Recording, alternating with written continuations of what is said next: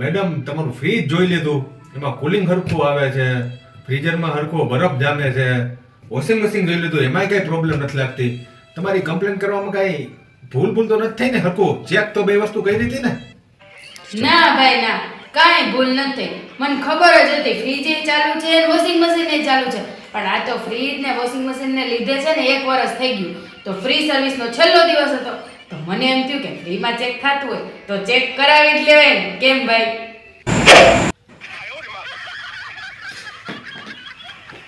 હે ભગવાન, નોકરીમાં પેલો દિવસ એવો ગયો, આખી નોકરી કેવી જાય.